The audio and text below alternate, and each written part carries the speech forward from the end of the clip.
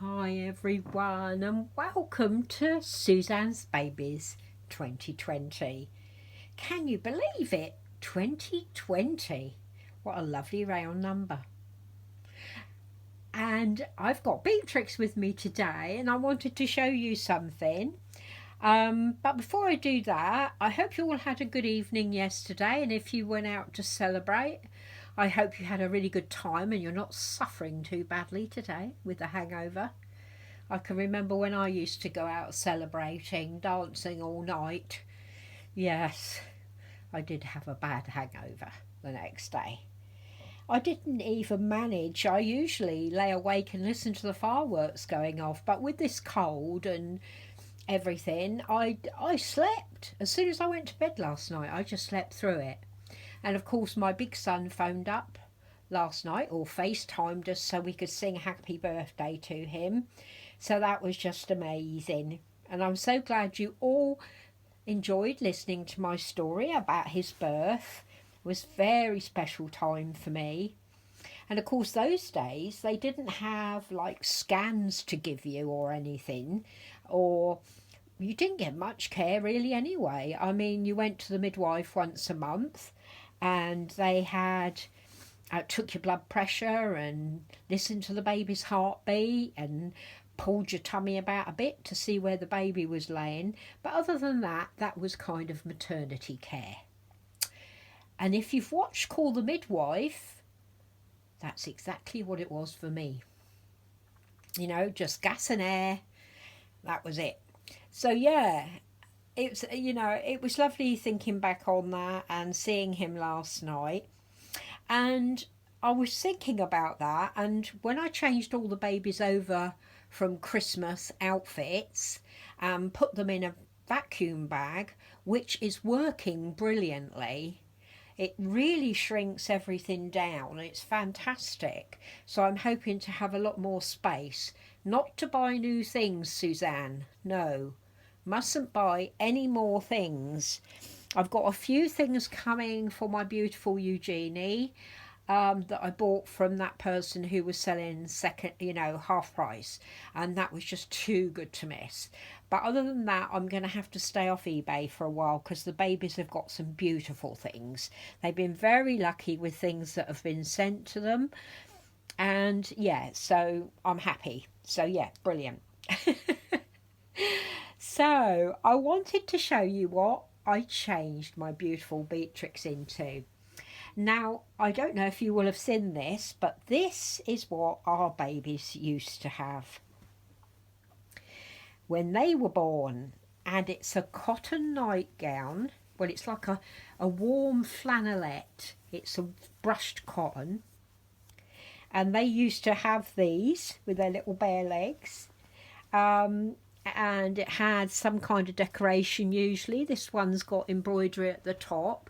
I'll just see if I can zoom in a bit so you can see this beautiful embroidery of blue and pink, little flowers and green leaves, and elastic round the cuffs that pulls it in a little bit.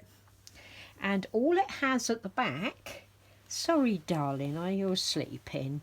All you have at the back is a slit, hopefully you're seeing that, and a little tie at the top. And that is what my son came home from hospital in, and what he had, because there wasn't anything like baby grows when he was born. I mean, we did have them when Conrad was born, and not when my first boy was born. So yeah. So that's what they used to come home in.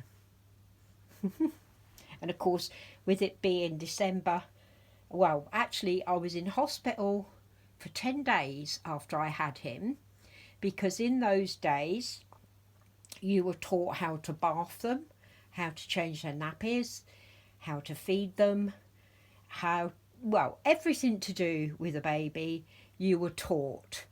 I don't know if that happens now. I think people are in and out of hospital pretty quickly. I've just noticed my calendar is still December. So I have to take that down, won't I? My Peter Rabbit calendar. That's a shame. I have to see if I can get another one. Anyway, I just noticed it, sorry. Yeah, you were taught everything, and you were in hospital for 10 days. So when I took him home, he was actually in one of these little nighties and a cardigan, a maternity coat that I'd knitted him, and a little hat and mittens and booties. So that's what he went home in. So yeah. Oh, she looked peaceful, bless her.